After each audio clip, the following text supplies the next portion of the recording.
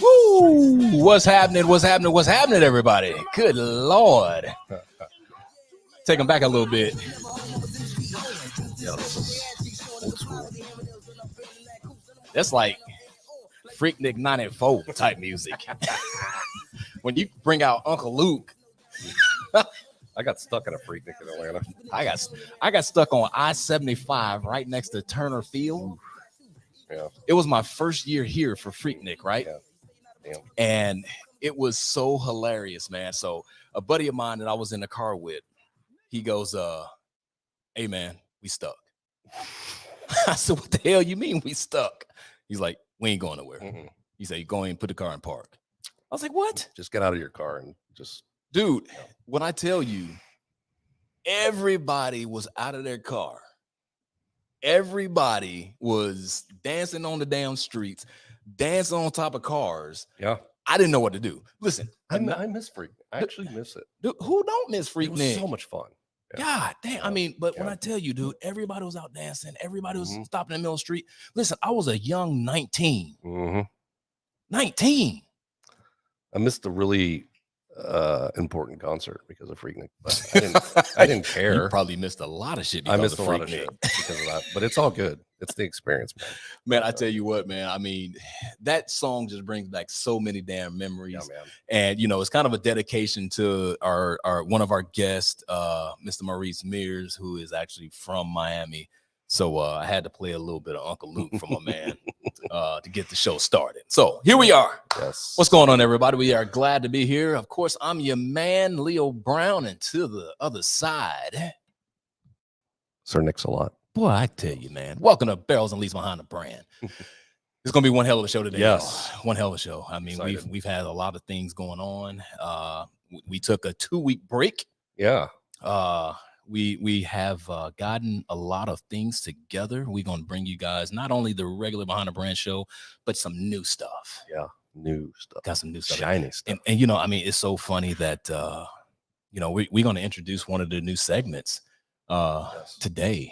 I don't know if people are ready for it, man, but, you know, but yeah, because, you know, I think that it's going to be a segment that everybody really picks up on. People understand. I think people have some of the same questions, or they may actually ask the same things, right? You know, so we're definitely gonna kick that off today. So I cannot wait for that. So, yes. But again, well, of course, we have Mr. Maurice Mears from JM Patriarch coming in. We also have Mr. Anzi coming in from Taryn Pusing. That's what it is. Pusing. Okay, I'm glad you found out because I was about to. Yeah, no. It's fine. Anzi and I had a little pronunciation chat before the show. I'm glad you did. So, but we're gonna just refer to him as Anzi for the rest of the time. Yeah, just but yeah, I don't want to screw that up. Double trouble today. Right. It's our first double whammy, first double feature show. So we're pretty excited. Yeah. So I'm really excited about this. I've been trying to do some things with Maurice for quite a long time since being here in Atlanta. Which today we are going to go ahead and smoke the JM Patriarch Habano. In case y'all don't know about the damn JM Patriarch, I don't know why you don't know, but you're gonna find out today because we have a special drop today regarding JM Patriarch, and I'm really excited about this. It literally came about last night after all the talks and all the things to be done. Yes, but I'm excited. I'm so happy. I really do. Enjoy Maurice. We've had it seems like a long relationship, but it's been rather short. It's been about a year, which is funny. So but we talk all the time, you know, so it's really exciting to be able to do anything with this man. So I'm excited. So yeah. So we are going to be smoking a Habano. Nick, is this your first time smoking it? Yeah, I've only had the Maduro. Yeah, the Maduro. Yeah, I've smoked the Maduro a couple times at Highland. But yeah, I'm stoked to try something else. Yeah, so the Habano is just so fucking sweet. Good. I told him, I was like, dude, I said, you better get out of here before I buy like 18 boxes. I think I ended up buying like a box like the following couple of weeks. Oh, I'm excited to see what it does with the Tyrrell stuff because I think you know, with having an option between a port and a sherry cask, like we could see some pretty special stuff today. So So you're smoking. I mean, you're drinking what's called the Porty. Is that right? Correct. And I have the Koski, which we had a chance to taste. Yeah, a couple days ago or yesterday, whatever. I can't remember because days are running together. I dove into it again. So I do like the Koski because it does give me the peat, the kind of Scotch kind of taste, and I'm such a Scotch and rum guy. Yeah. So I really do enjoy this. So I can't wait to see how this actually pairs up. Yeah. I mean, there are two really night and day single malts, and I believe, and Ansi, when he comes on, can elaborate, but I think they're pretty close in terms of the mash bill. So awesome. You can see a lot of differences. But yeah, I'm excited. Cheers, brother. Cheers. Let's get this show on the road. Let's get it on. All right.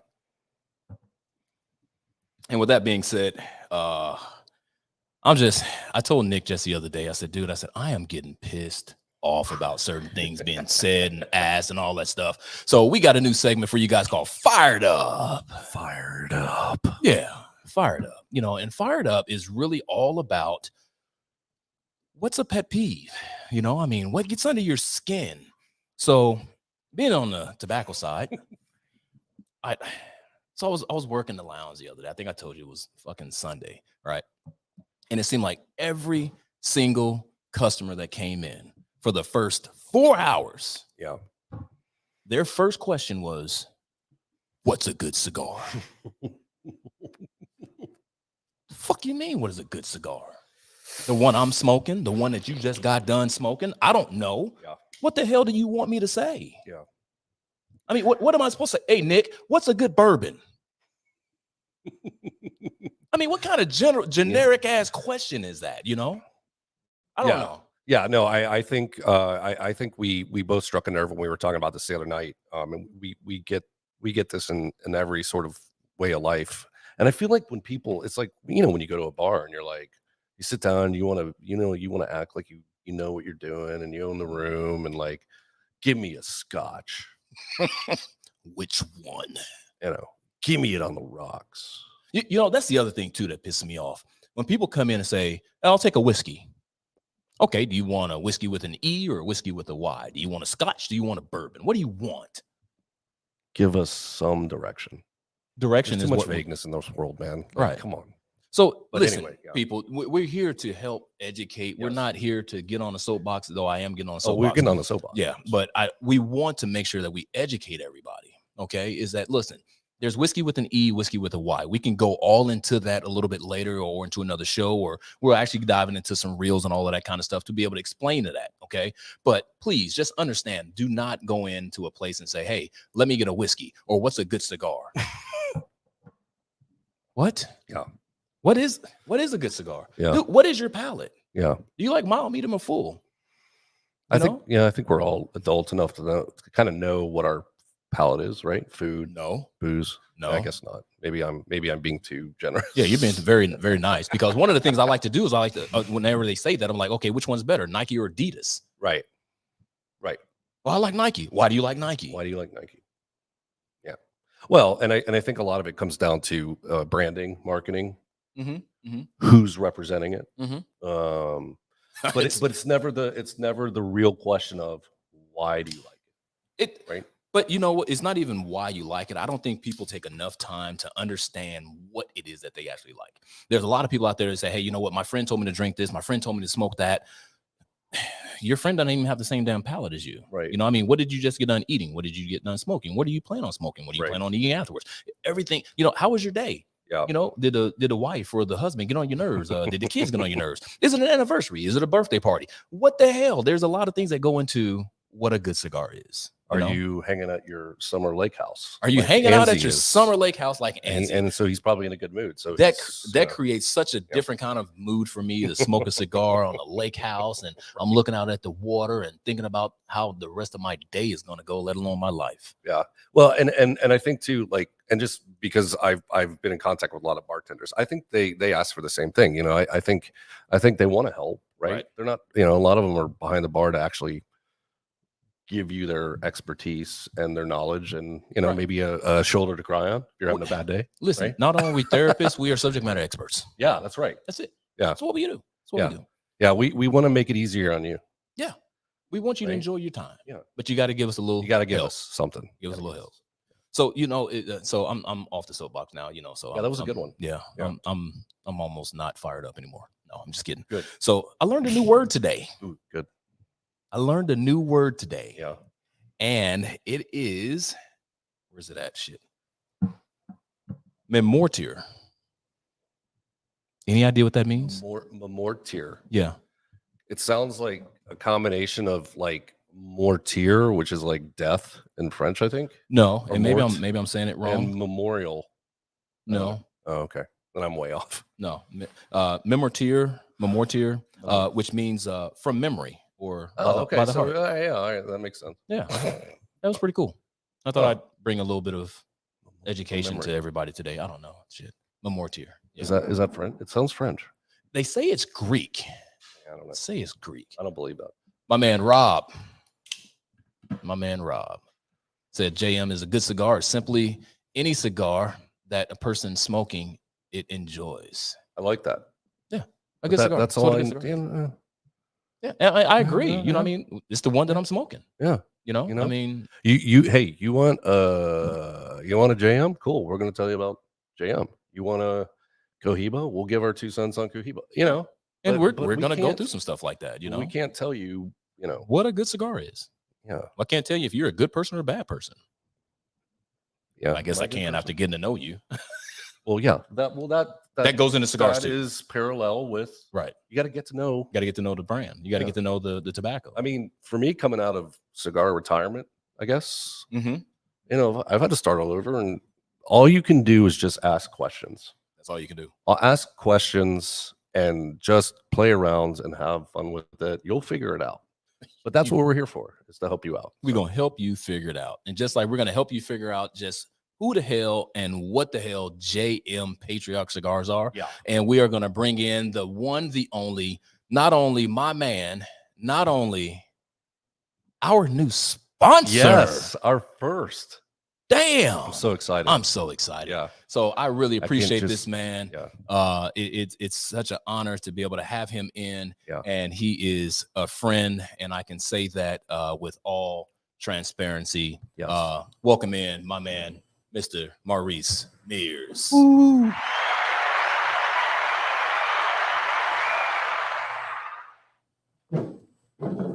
You got the applause and all of that, man. You didn't hear it, but you got the applause. I got the applause. Yeah, man. Man, that's all good. Yeah, I got it. We're going to sneak in here. It's I'm really a tight. big guy. Sorry, it's real tight. I'm making you work for it, Maurice. Hey, man, it's all good. Oh, There he man. is. There he is. All right, we in here. Yeah. All right. All right. Yeah. Maurice, welcome in, man. Appreciate you coming in. Yes. Man, thanks for having me. I know you had some things to work out at work, as we all do, Yeah, that's life, isn't it? That's life. Yeah, for sure. So we're just gonna get right to it, man. I mean, one of the things I really want to thank you, appreciate you for not only coming in today, but also making sure that you came through on what you and I have been talking about for a long time, man, is that, we gonna work together some kind of way. We're gonna work something out, be able to get you in some kind of way of somehow. And I'm just honored right now that you decided to say, hey, man, you know what? Let me sponsor you. Man, the honors for me as well, man. I'm just glad to be able to help. It's so Man, exciting. Yeah. Y'all helped me out. Leo, you helped me out from the wrong way. So it's something that I would love to do. And I'm glad you would have me do it. So, Of course, man. yeah. Of course. And so just to let y'all know, Maurice is a little bit hesitant to be on camera right now. But, as I told him, we just having conversation. We boys, just like we was when we first met, But, speaking of that, when we first met, you were very transparent. You're like, hey, you know what? I really don't know. I really, I'm doing this for the first time, Right. So how has it been since then, man? It's been a little bit over a year. How's it been since then? It's been going good, man. I mean, the coaching and being able to go on, repeating over and going over things with different lounges and customers, basically is a learning experience. And like I said, I came a long way from when we met from now. Mhm. So it's good. Just keep on getting better every day. I was a consumer. Now I'm on the other side of things. Right. And it's cool, man. So glad to be doing that. So, Maurice, when obviously you're new in the game. Anybody that's an aspiring entrepreneur wants to start a brand, whether it's cigars or shoes or whiskey, what have been the biggest challenges the first year, in terms of just trying to put everything together and make this thing successful? What's been kind of the biggest hurdle for you? Just being, always just being positive, man. Just because you're gonna get knocked down. This is how you're gonna get up, So it's you're gonna have some challenges, you're gonna have some adversity, but you have to find a way to push through and keep on being determined, and you should be all right. Yeah. So I'm gonna ask you the question. I don't know if I've ever even asked you this question, man, but what made you say, I think I can make a damn cigar? I think this is the realm I want to go down. I'm just gonna go ahead and make me a cigar. Yeah. So actually what happened during the pandemic, I was at home. We always at home. And I normally go to cigar lounges. I wasn't able to go there. So I was basically just at home. And I was like, well, a lot of people like, man, you're pretty honest about, your opinion about things. And I was like, say, you like cigars a lot, man. So how about you start your own brand? I'm like, my own brand? Right. We all know is starting your own brand is something. It's like it takes a lot of work, and, right. And I was like, well, I don't know about that. I guess I just go to work and do my 9 to 5, come home, smoke a cigar, and I just started thinking about it with the pandemic, with the numbers going every day of people leaving this earth, and I was like, well, let me try to do something that I could have my imprint in. So I was like, well, let me try it out, and you look at it now, about a year and a half now, I'm sitting with you guys. So it's pretty cool. It's weird, man. And COVID, obviously, the entire world had to pivot. Our industry got hit hard, obviously. I'd say on-prem, like restaurants, obviously the retail side. But it's weird because you almost sit there and you're like, all right, I may not be here tomorrow with this going on. Like, you kind of look inside yourself and be like, you know what? Screw it. Why not? I think COVID brought a lot of, I feel like they brought a lot of people out of their shell, right? Like, you're sitting at home every day, all day. What are you going to do? And then it's like, that day that everything was lifted, everybody was like, I feel like the world kind of breathed a collective sigh of relief, and they're like, all right, let's go. It's go time. I agree. So, I think that's a good motivating factor for starting a brand, right? Right. Exactly. Yeah. I mean, it helped me push, a little bit harder. I was doing a lot more simpler things back then. But yeah, COVID definitely helped me come out of my shell a little bit more. Yeah.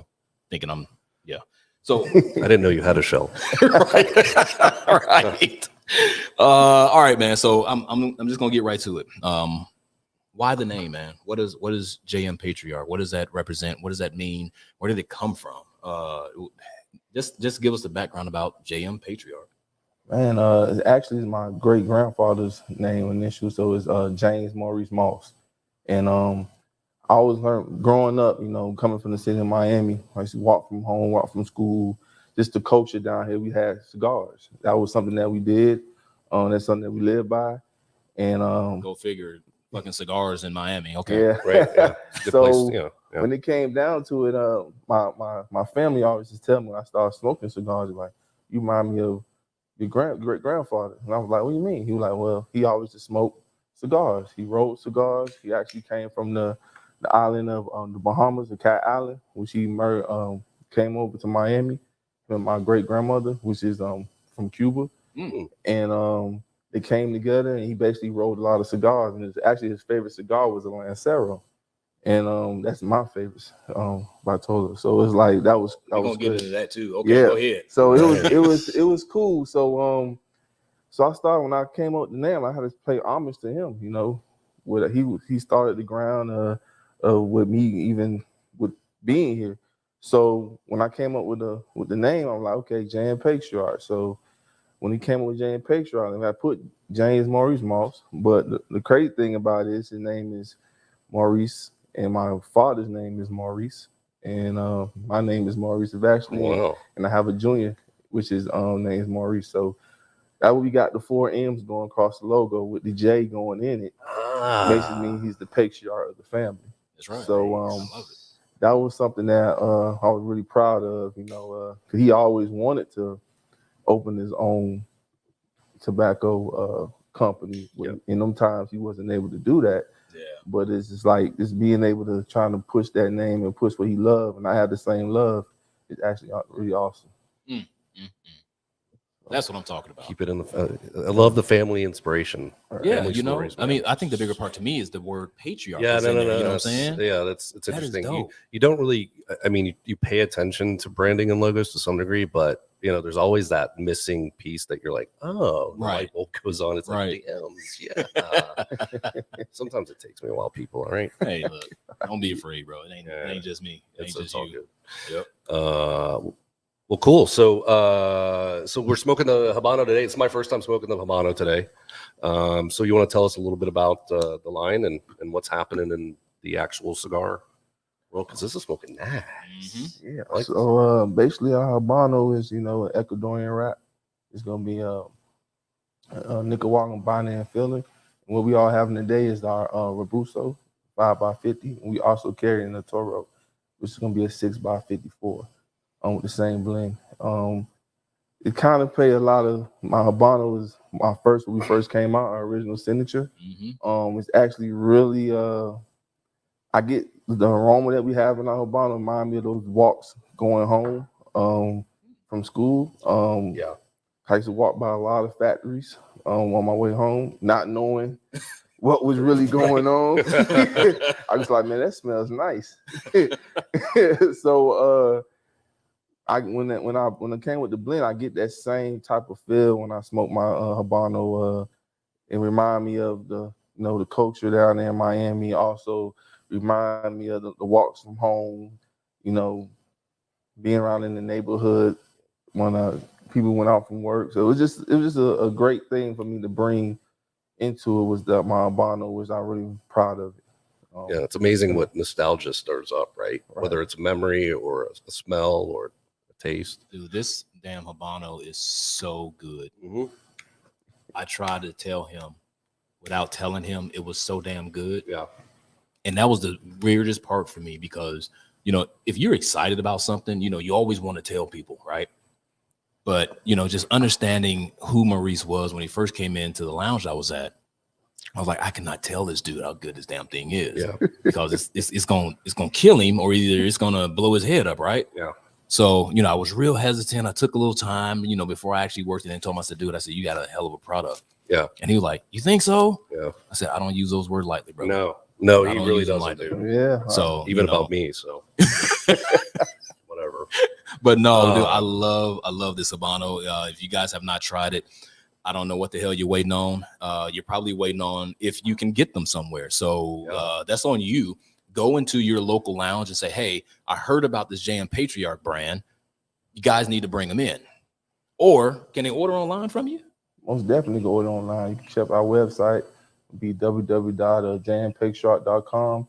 And you should get your cigars in 2 to 3 days. So nice. Wait, 2 to 3 days? Yeah. What if they're in California? 2 to 3 days. That's what they tell me. Oh, it's guaranteed delivery, people. That sounds like Amazon type shit. That is Amazon type shit. I like that. Man. I'm an impatient guy. I want my shit in 2 to 3 days. Hey, man, so I got a question for you. So PCA is coming up. All right, yeah. I'm putting you on the spot. Are you going or not? Man, you know, this year, man, I'm probably not going to be able to. I didn't want to hear that. I know it, but next year I will definitely be there. Not knowing I had a family reunion around the same time. Oh, okay. yeah. So, you know, Gotta put family first, man. Gotta put family first. Exactly. But next year I will be there. You have me recorded live. I will be there next year. 2024. So what's your thoughts of what you know, of what you've heard about PCA, man? I mean, do you think that it's something that you want to be a part of? You know, there's a lot of things floating around about what PCA is, how they do things, you know, but do you think that's something that you want to be a part of? Is that something that interests you? You know, is it interesting you to go and actually be a vendor? You know, is that something that interests you? Yeah, I mean, PCA is like, you know, is a big thing, especially in our community and in this industry. Right. I would love to be a part of it on even being a vendor or just being in the mix. You can meet a lot of people that's knowledgeable in the industry. You build some relationships, and also like we all come down there to do is to learn. This is the ongoing learning industry on both ends. So open my books up and take some notes from people who did it before me, and I think it's a good thing to fellowship with people like we're doing right now, just being able to fellowship and have a good conversation. And what you get from the conversation, you can learn a lot for it. Yeah. I mean, this will be my first year, and I've gotten fair warning in a good way. But I'm like you, man. Like I just want to. It's one of those things where like you go in with, I mean, for me, no expectations. Right. And I'm going to soak up everything I can, as much as I can fit in this head, which is shrinking, by the way. But yeah, man, I think that's the biggest thing is just meeting the people and having good conversations and talking about tobacco today, because it's a big thing. Like, it is. It's a huge thing. It's a huge thing. So I'm happy to have him here, man. Yeah. Are you looking to add more to the line?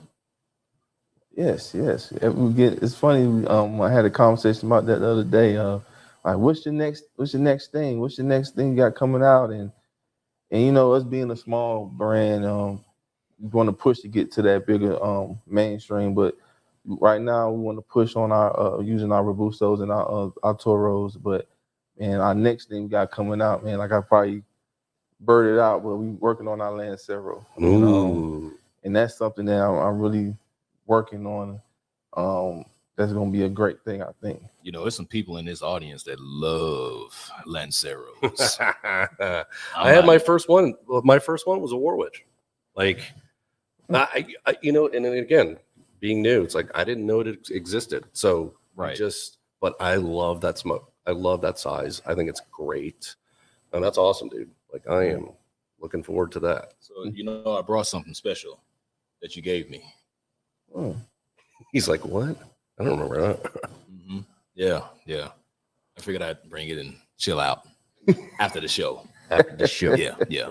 Can't tell y'all what this is. This is. Don't worry about this. This You'll is learn about something this special. later. Yeah. Something special. This is off the record. Appreciate it, Maurice. Appreciate it. Yeah. So, hey, man. So look, we have a packed show today. I definitely wanted to make sure that we got you on.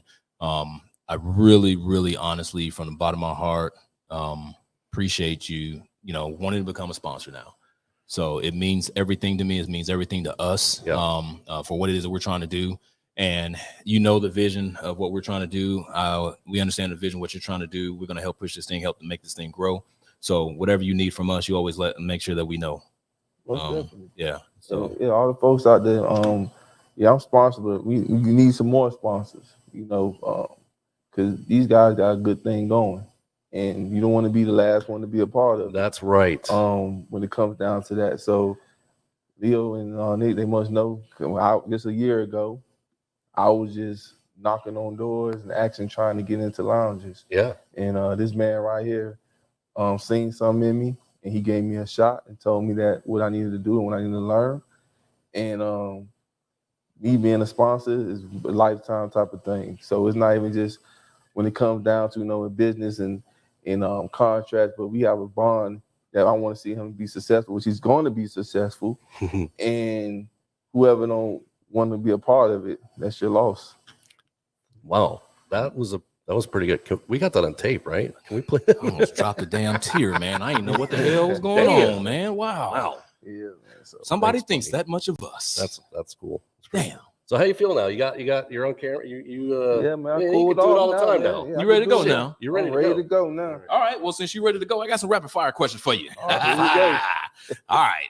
Just what's on the top of your mind. We got 5 questions. Whatever comes to your mind, pop it off. Okay. You ready for this? I'm ready. All right. Number 1, do you smoke in your car? No, I don't. Why not? Well, I got a little one, so I can't. There it is. There it is. Okay, so if you didn't have the little one, would you smoke in the car? I smoke all day. All right, there you go. All right, so you got your own line, you got your own brand. How many cigars you smoke a day, man? About at least 3. Man, you said that with like, damn, I smoked 3 cigars. That's a lot. Is that a light day? Well, I'm That's just what I was like, man, thinking. for me to be able to smoke 3 cigars on my schedule is like, wow. Right. Yeah, Speaking of schedule, you have a full-time job, right? Yes, and you're out here pumping the brand, doing everything, making the grind on, hitting the pavement. So, it's very admirable, man. Very admirable. So, all right. Your first cigar experience. First time you had a cigar. Who was it? Where was it? When was it? How old were you? Give us all the goods. Wow. First time I had a cigar, I said I was 16. I was in my buddy in his backyard, and it was an early release day. Early release, get all eyes in trouble. Yeah, early release day. Days, yeah. And we went in his dad's humidor and got some cigars. How was it? I didn't know what I was doing. Did you get sick? Yes, pretty much. We normally don't know what we're doing at 16. And the crazy thing about it is his dad, God bless his soul, he was a full shrimp guy.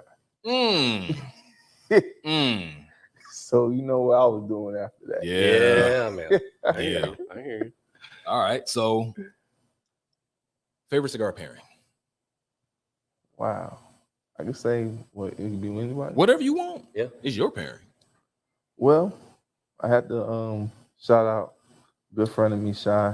We actually did a pairing. It was my first ever pairing with my brand at the Red Phone, which she did an awesome job of pairing with our cigars, with our Habano, with our different tequilas on flights. Oh, nice. Wait a minute, Shy that's in the house, in the building with us today? Most definitely. Yeah. Ooh, wait, look at that.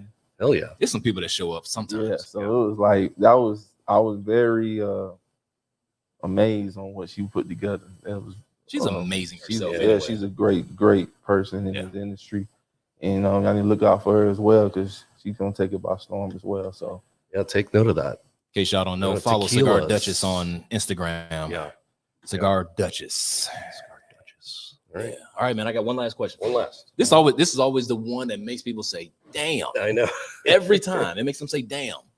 Give me, so Mount Rushmore has 4 faces on it, right? Right. Give me your Mount Rushmore of the cigar industry. I will have to say Patron. Okay. Because they've been in the industry about 30-some years. Ooh, Padron? Padron's been in the industry almost 100 years. But I'm saying it took them about 30-some years to even get started. Flow. Yeah. Being a small always being a small business, but one thing I like about their company was just they push family. And they stayed with it. Yep. And that's a good thing. I could say I like the Cohiba brand. Okay. It's actually awesome. That's 2. Let's see here. We already did some stuff, man. Because there's so many good brands out there. Oh yeah. I will have to say Perdomo. Okay. Shout out Nick Perdomo. His stuff is actually one of my fellow squids. Yeah. I say about his brand is that they're very consistent on what they do. I kind of pride myself on that, trying to be consistent as well, how they roll in the industry. So I could say Perdomo. Let's see who else we got here. Yeah, one more. I will have to say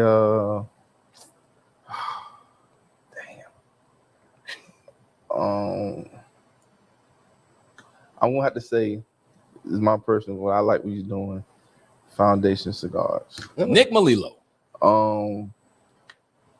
He's a beast when it comes down to creativity and what he does. And I'm a true fan.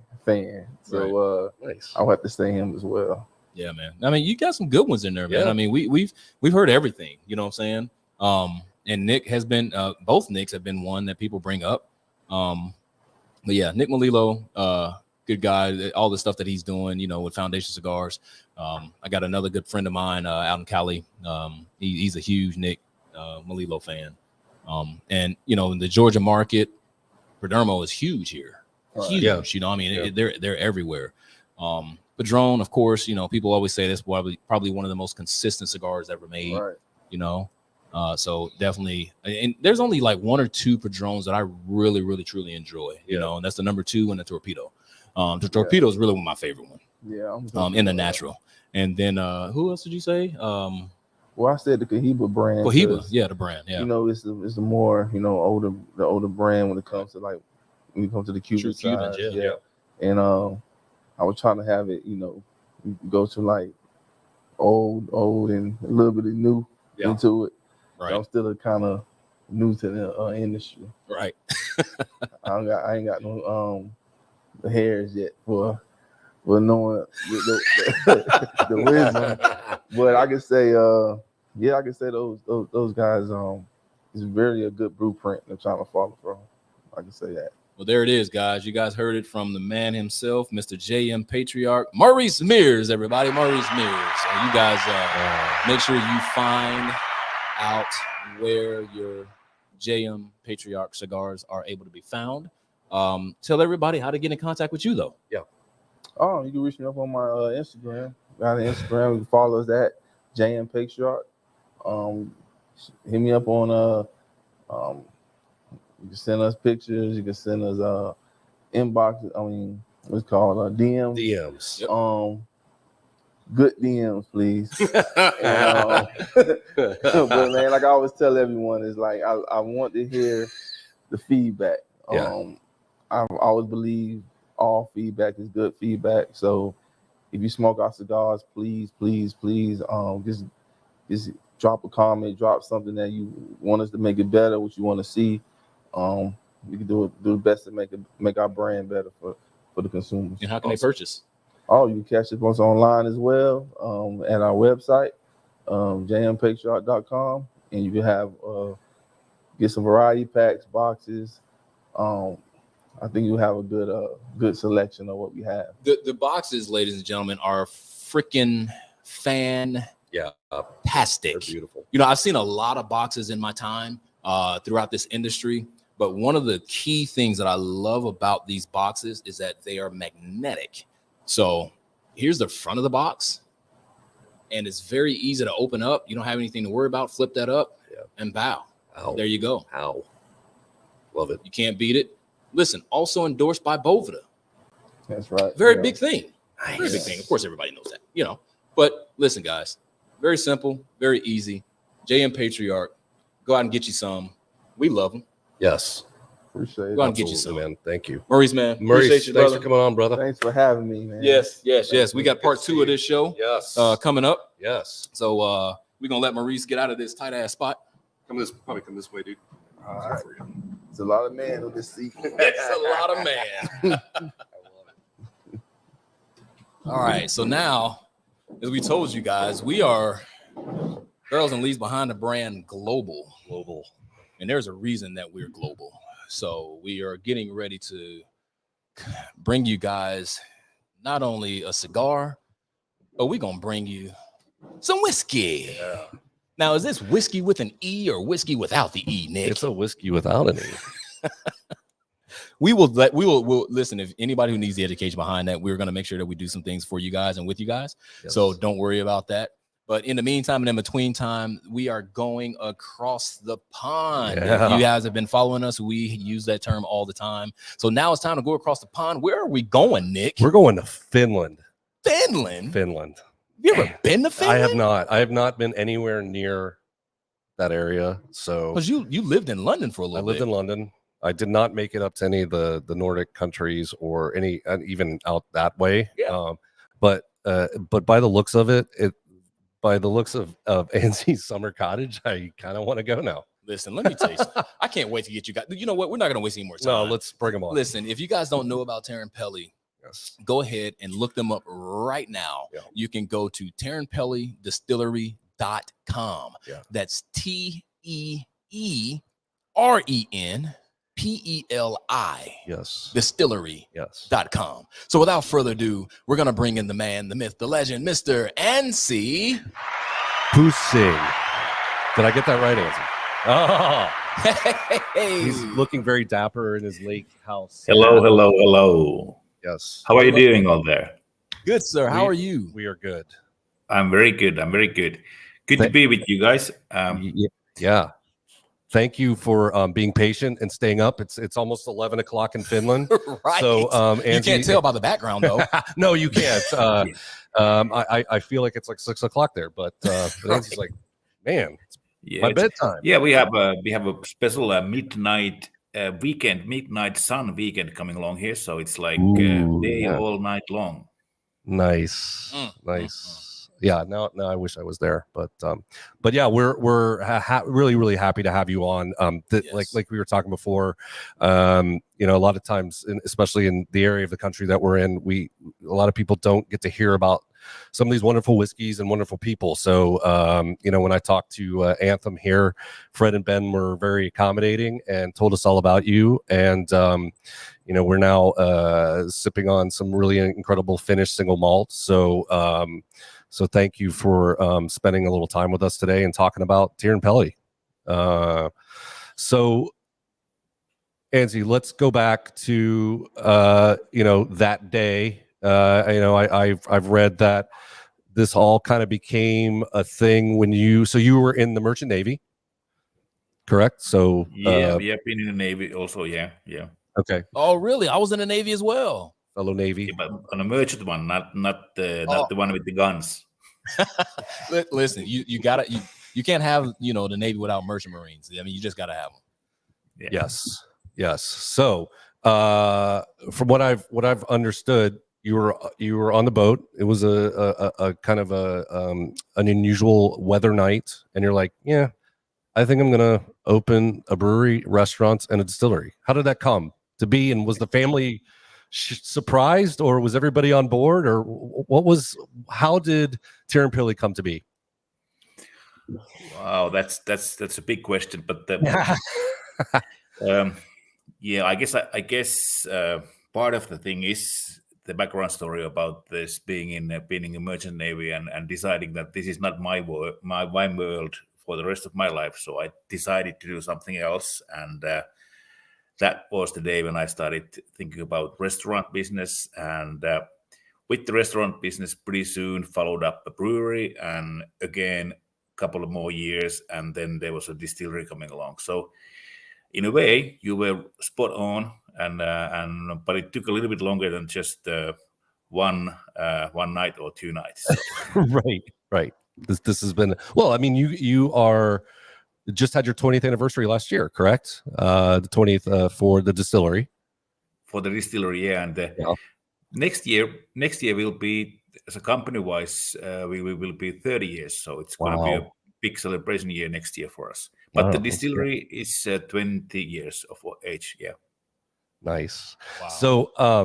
So it was funny when I was reading this, because I kind of have a similar kind of how I got into Scotch. My first Scotch was Glenkinchie, believe it or not. Oh, yeah. Yeah, right. It was the first thing. It was the Glenkinchie 10, the old presentation. And I was kind of a lowland guy at the time, and then of some reason just hopped to Isla. I don't know how I made that jump, but whatever. We're going to talk about Pete later. But tell us a little bit about the visit with William Mickley. What did you learn from him, and what kind of catapulted you into making whiskey? Yeah, well, first of all, I went to Glenkinchie. That was my very first distillery that I have ever been in, and that was my first trip to Scotland. And from there, I got information about Mr. William Michael. So I did call him, and let's say 2 or 3 weeks afterwards, I met him. And he was really, first of all, he had just retired from his work in, that was a Glen Ord distillery. Mm-hmm. So he had nothing but time, in a way, as retired people usually have. So he was kind enough to start taking me around Scotland, and I got to meet all the nice people of the industry, from the manufacturers of the distilleries. I mean, all the players from the start and the beginning up to the casks and the cooperage companies. So and that took me a couple of visits over there, and a couple of weeks of time, and we did tour around everything. So he had a big influence, and I got to know a lot through him in a way. So I got a question for you here, Ansi, and everybody has that thing like we asked Maurice, like, what made you think that you can make a good cigar or make a cigar? When did the distillery bug, when did the whiskey bug hit you and say, hey, you know what, I'm gonna do this? That must have been even before I went to Scotland for it, because when the place where we are located in Lahti, in the city of Lahti, we have a lot of malted barley, or barley in the beginning with barley growing around, and then we have a good malting plant just next to us. We have huge amounts of pure water. It's filtered through an esker that is formed when there was ice age. So we have lots and lots of water. And at the same time, I noticed that we have also a lot of brewing skills and skillful people who are able to operate with the malt and what is done with the malt. So there was a lot of brewery business over there, and we also had a brewery. So there was just a question in my mind, what to do next? What is the next step from the beer? And simple and easy answer was, of course, let's go with single malt whiskeys. Right. So tell us a little bit about Finnish barley. What is it? Is it similar? Because there's a lot of styles of barley out there. You have 2, you have 6, you have Munich style. You have so many different styles. What is particularly sets Finnish barley apart from other types of barley? Well, that was a good question, because right now behind me, I don't know if I just do like this, there's a little bit of sun still there, if you could see it. Yeah.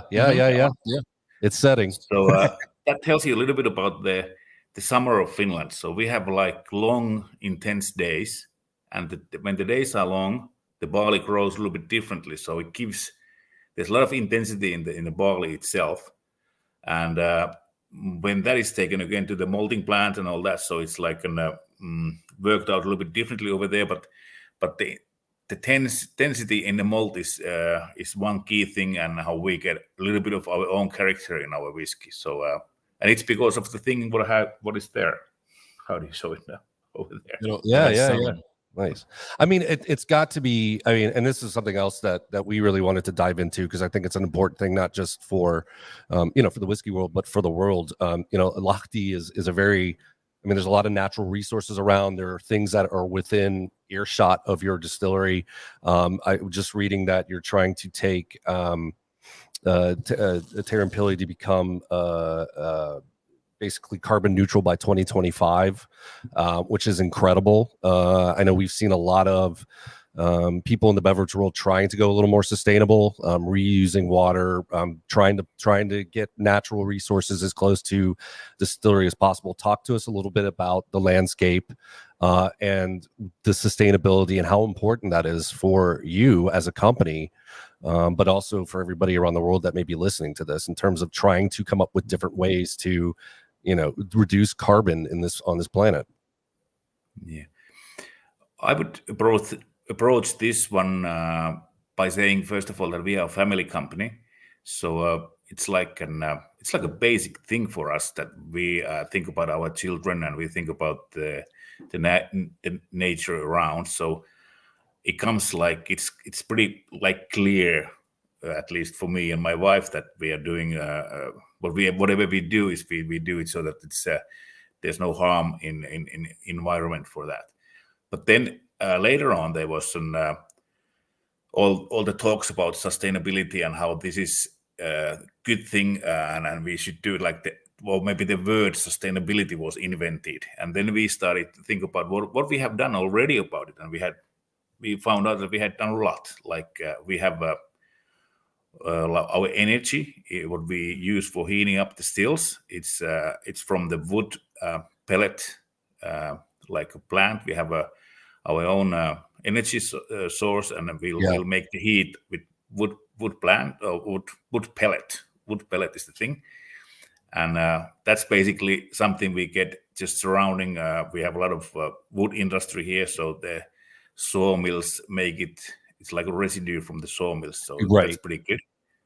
Then, of course, we also are very happy to be in the city of Lahti, because city of Lahti has taken really good care about the way they work in the city-wise. They were European green capital a couple of years ago, and that was because they have done really a remarkable job on reducing the CO2 emissions, and that also gives us a little bit of benefit, like all the heating of the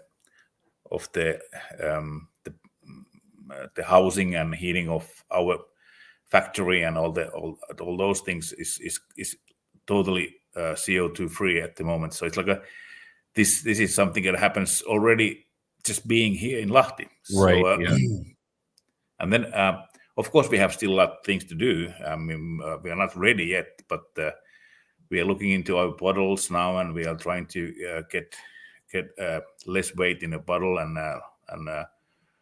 looking into more of all the things what we do. We have even plans on how we can maybe the mash what is left over from could we do something with that one, as maybe even have a gas plant out of it, and have cars driven, or the delivery cars using that gas. But there's plenty of things to do still, but we are in a good way, and I'm very happy about it. And like being said, this is a family company way of doing things, and we are very proud about it. Being a family brand, Nick and I really appreciate that.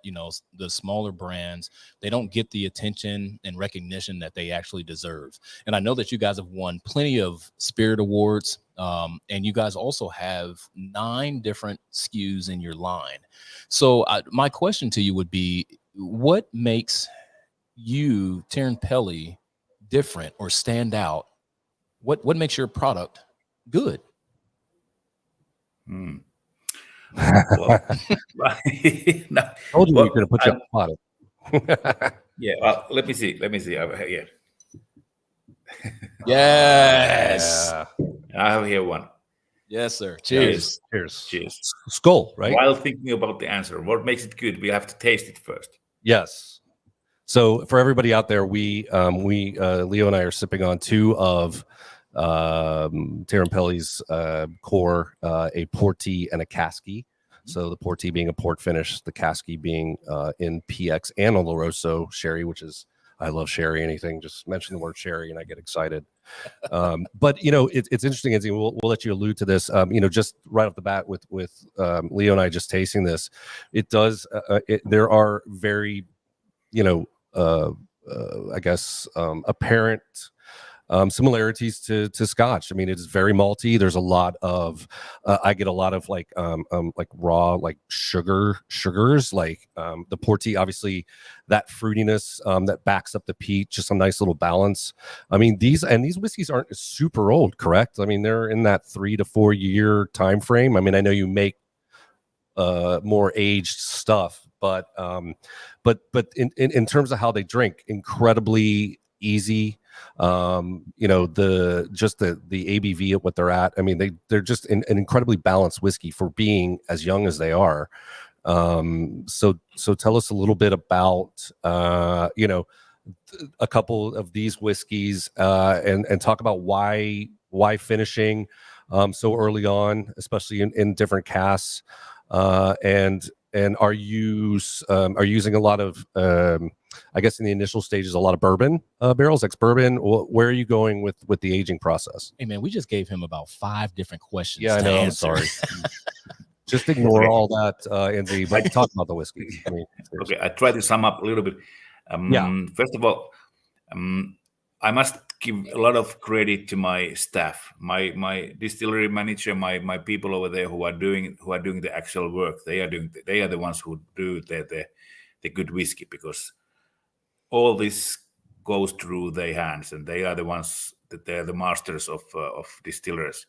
So big hand for those guys who work in the Terranpeli distillery. But then and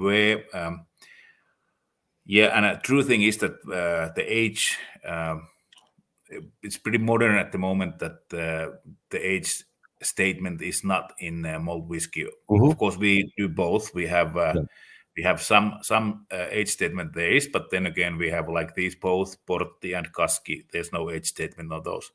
They are roughly around 5 years plus minus of age, and and then you are totally right about the thing that we are not that far away from Scotland in the taste wise, but that's pretty much because I would say that we have learned everything from Scotland, but still I'm quite proud that we are doing everything in Finland from the start to the very end of it. So still I'm very happy that we are doing a Finnish whiskey and a Nordic whiskey in that way. And where we are going at, we are going into more and more testing different types of casks for sure. We most likely will like at the moment we have something what we have finished in Amarone wine, red wine Amarone. So we have finished some of our whiskeys on that one. So those are like the trial ones. Yes, we do use a lot of old bourbon cask for maturation, and like the Amarone is done so that first we keep it 10 years in bourbon cask, and then we just give it a 6 months time on Amarone wine cask. But unfortunately, you guys don't have it now there. But anyway, we have a good supply and good cooperation going on in Spain with Cooperage over there. Oh, nice. And especially the Kaski, the nice sweetness and the balance comes from this Cooperage, and they do some of the casks specially designed for us, like the Oloroso and Pedro Jimenez finished what we have over there. So all these things, they like vary a lot, but we work out and all the time we look for new things to do and try to find out new specialties, and especially the cask is the thing at the moment what we are looking for. Nice. So, one of the things, like, the question of, which one is better, of course, it's always going to be subjective. But one of the things I would ask you is, if you had to let people know one thing about your product, the process, the company, what should they know? What should they know? They should know that small, sustainable Finnish company can do a hell of a good whiskey. Right on. Yes, that's what they should know. I like that. And they should know also that a little bit about the sustainability more that I did not mention is, by the way, and this is also something that is unique for our whiskeys. We do use for the maturation. We actually recycle sea containers. We have old sea containers, and we stuck our whiskey into those in casks, and it matures over there. So again, a little bit of a good job for the world, and they we can operate them over and over again. We fill them and empty them and do that. So it's like really a good innovation in a way what we do over there in the distillery. Because I like the fact that you guys have importers. On your website, it says you guys have importers in Germany, Sweden, USA, Japan, Belgium, Poland, and Estonia.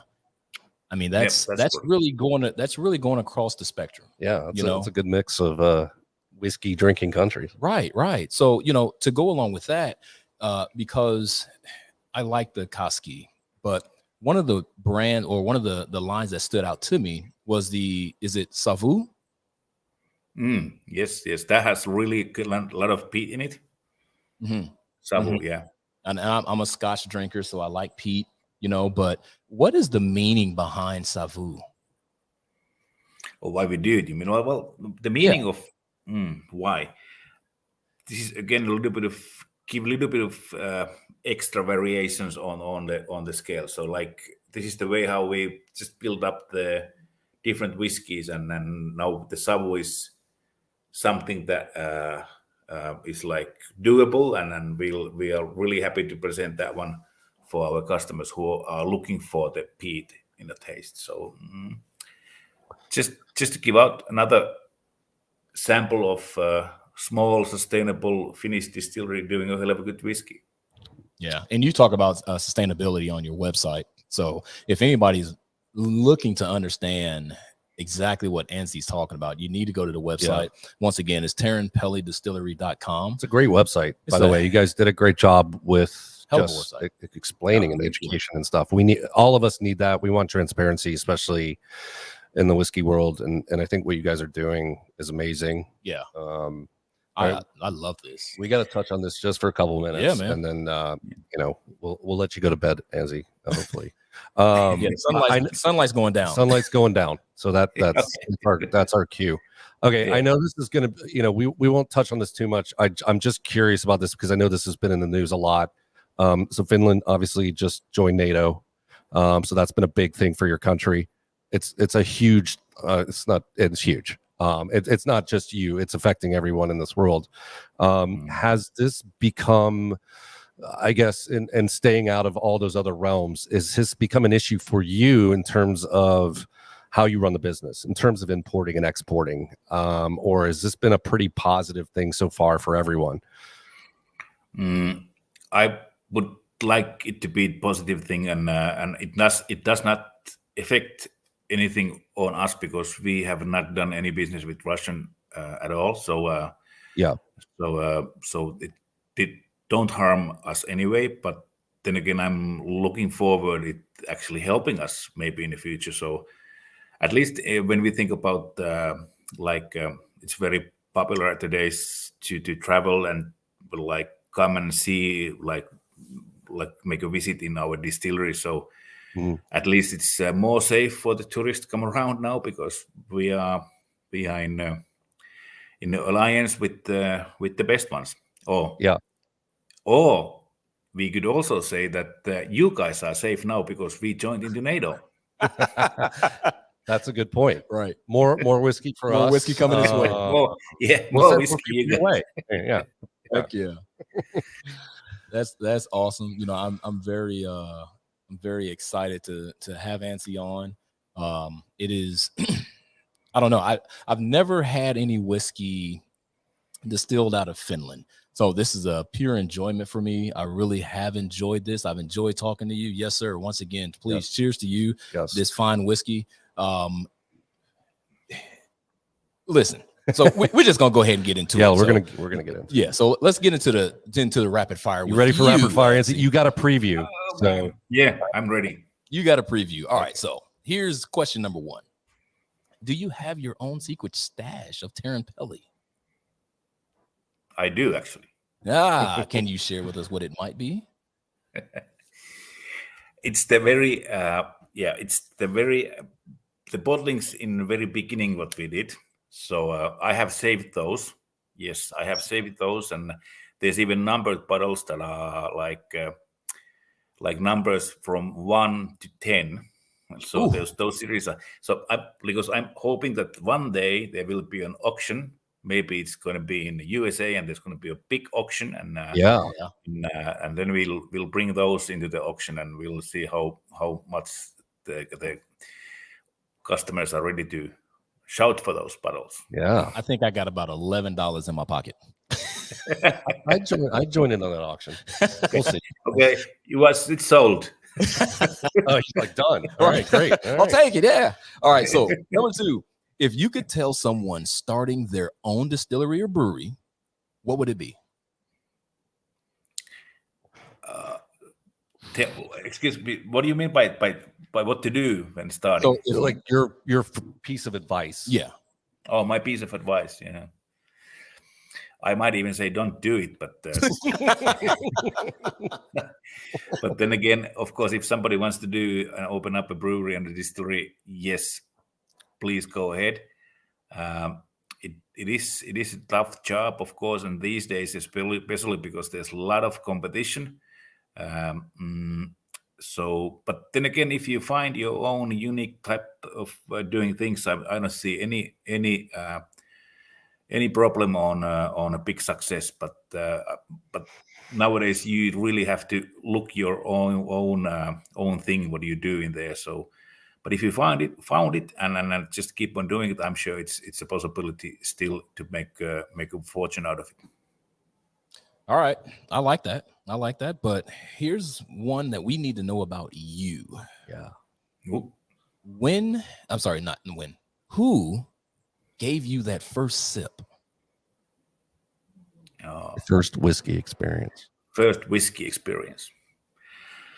I mean, first good whiskey experience, I must say, who was it? It was my father-in-law, because he was a bit of a whiskey drinker, and he enjoyed his whiskeys, and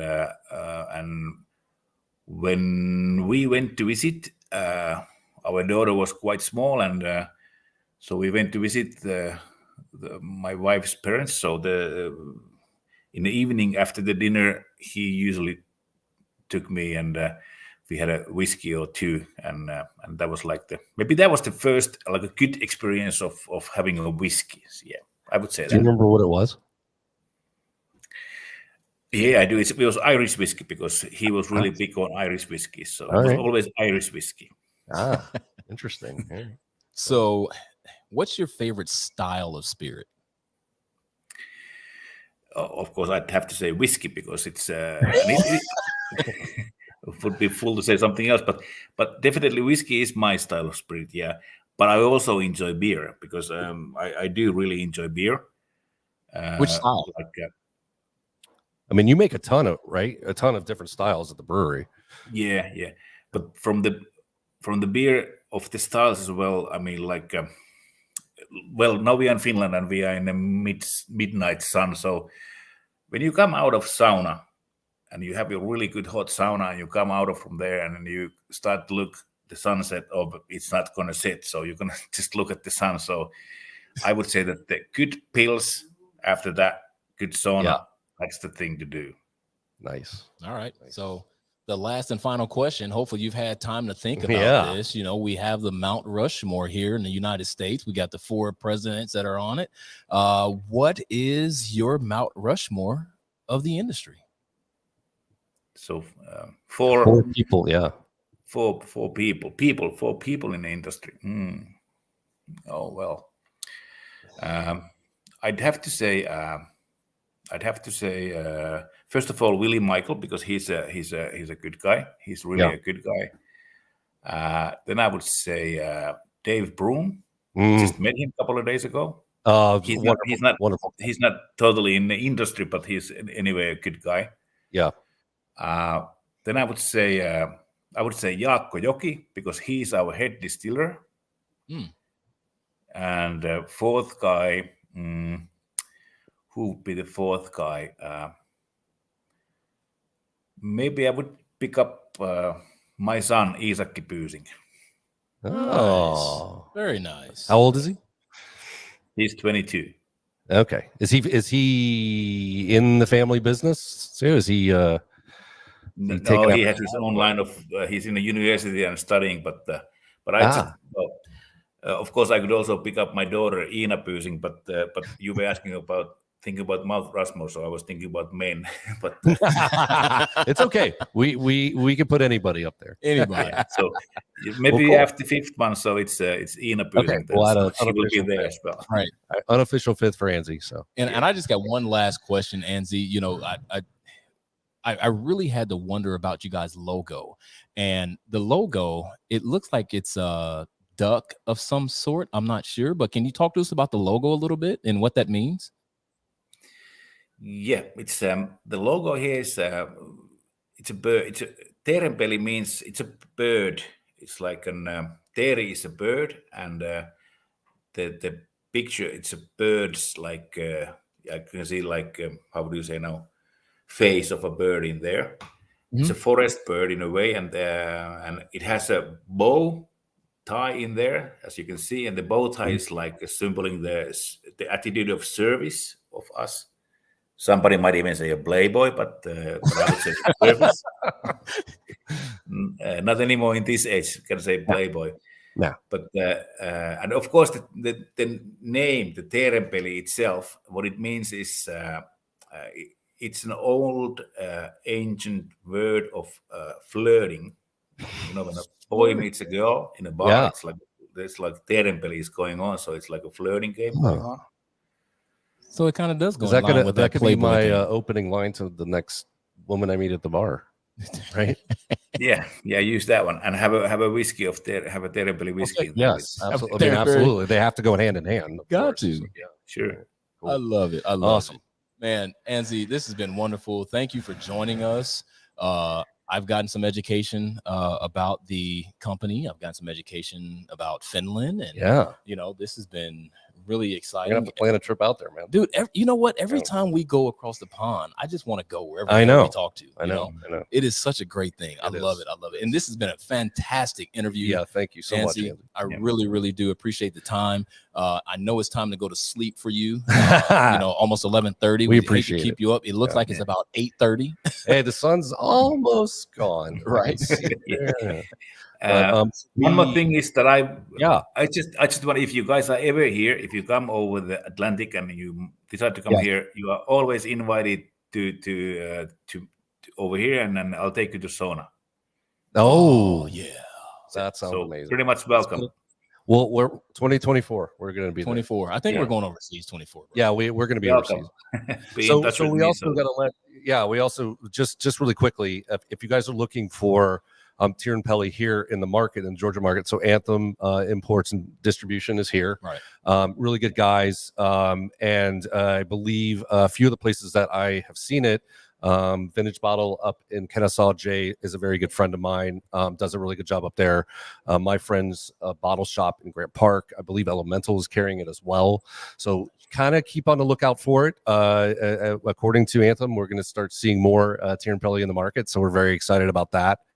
So keep on the lookout. It's really amazing stuff. And as always, thanks to Jimmy and the staff here at Smyrna Bourbon Village. Man. They're always nice to accommodate us. And of course, Ansi, thank you so much, my man. We appreciate you having on. Let's get you on again. Let's talk more whiskey. I hope you sleep well. Okay. Bye-bye. Enjoy the lake house. Thank you, sir. Appreciate your time. Goodbye. Take care. Oh, what a show, man. What did we do?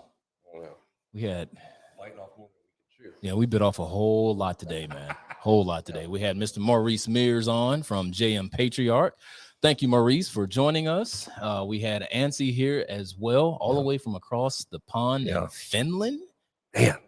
Good show. We've talked to people in France. We've talked to people in Malaysia. We've talked to who else? Canada next week. Nina Kaplan. God, I can't wait to talk award-winning journalist. Just did a great story on the Detroit bootlegging scene. Right.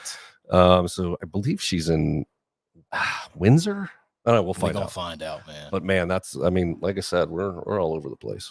Man, absolutely. Yeah, absolutely. Love really having Ansi on. Learned a lot. Yes. Terempeli, I didn't know anything about until you brought it to me. You know, I really, really freaking appreciate. This is why we're here, baby. You know, listen, I'm gonna tell you right now, this Caskey is the bomb. Yeah, for me. These whiskeys are certainly they're so unique and growing on me. I'm glad we found them. And I'm gonna tell you too, is that the Caskey I probably should have put with a Habano. The Habano has a little bit of sweetness to it. Yeah. Such as the Caskey. So I really would like to see what that's gonna be like. We got enough. We can do a little more R&D afterwards. Oh so, yeah. R&D. I had a little bit of the Habano with the Porty. It wasn't bad. No. But I'm with you. I think I'd like to switch it up and see what we see what happens. Yeah. So no, I appreciate this. This has been a lot of fun. Thank you, Ansi. Thank you, Maurice, for joining us today. Like Nick said, next week we're gonna have Nina Kaplan on, who is a author and journalist. She did some research on bootlegging. I think she did that from Detroit. Yep. So that's going to be a lot of fun to get into that with her. Yeah. So I cannot wait to see what's going to happen next week, man. Yes. It's going to be a lot of fun. And that's going to be a true 1 hour show. Yes. I know we went a little bit long today because we had 2 guests, right. Something that we haven't done. Hey, we give the people what they want. We give the people a little bit more than what they want. That's right. Hell yeah. Exactly. That's what we do. That's what we So do. we're not fired up anymore. I think that we're good to go. So you guys, please make sure that you tell all your friends to follow Barrels and Leafs Behind the Brand, Instagram, Facebook. Now Snapchat. You can follow us everywhere. Yeah.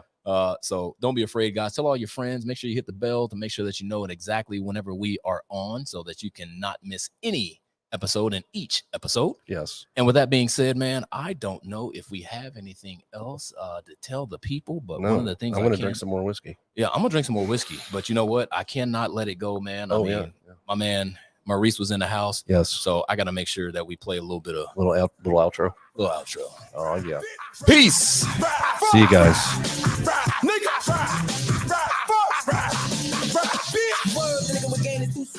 Running with the bitches like him and Smith.